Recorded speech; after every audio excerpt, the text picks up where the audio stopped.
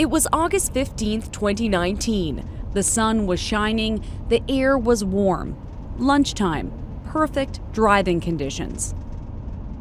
Shanna got out, got hit by a car, and the car drove off. And it was a van. Yeah. Do you believe that that's what happened? No, not at all. Shanna Halleran was 36, a sister, mother, and daughter.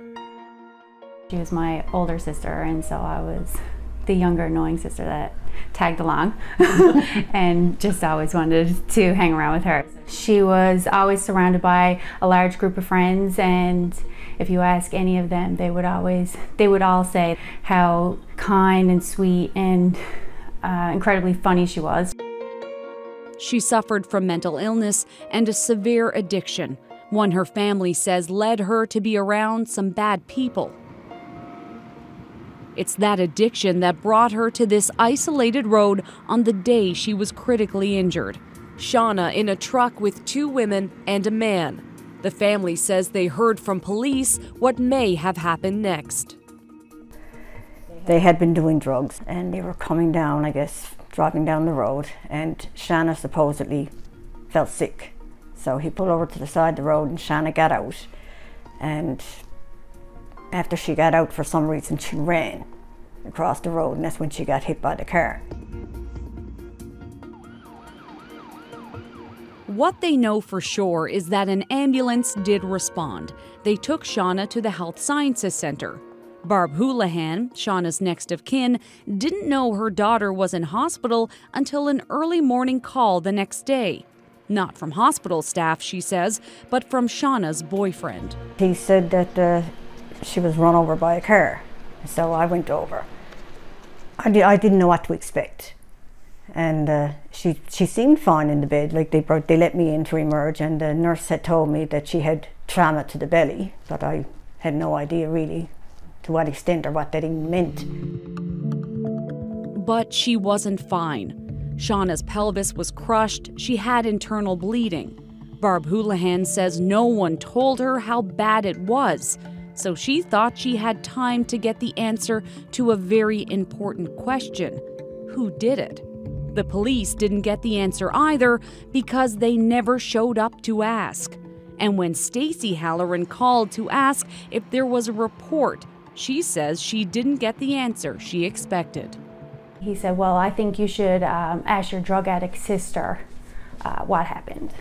And then I was just taken back and didn't know how to respond and ended the conversation there. Back at the hospital that evening, things went downhill fast. Then the machine started going mad, and the doctors rushed in and they took her. And I could just remember how sad she looked, because she just looked so sad and her makeup was all dry and running down her face.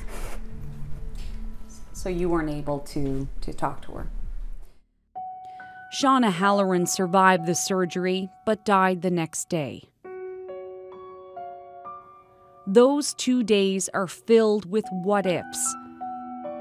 What if police had spoken directly to the person who knew what happened? I'm extremely angry about it, and it's on both parts.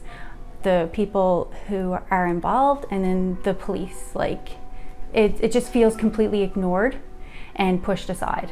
That's how it feels. They have no doubt that Shanna's background and the fact she was a drug user played into why police didn't show up.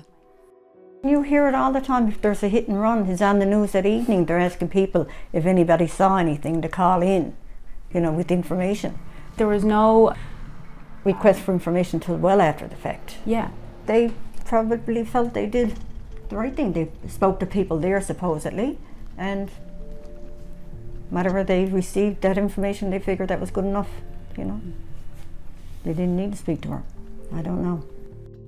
This medical examiner's report calls the manner of her death inconclusive. Shanna Halleran's family do not believe her death was an accident. It was a clear, dry day when this incident occurred, and when Shanna was in hospital, they say she seemed scared to say what happened. We asked the RNC to do an interview, but they declined. They also declined to answer questions about this case and their handling of it. However, Stacey Halleran says the RNC did call to apologize over comments made by the officer years ago. That's after CBC reached out for a comment. The RNC says that the case is open. I understand the fear about coming forward. I get it. But we're more looking for closure. Yeah. You know, like, we just want to know what happened. And if we could find out who did it, that would be like a bonus. But we just really want to know what happened. Ariana Kelland, CBC News, Conception Bay South.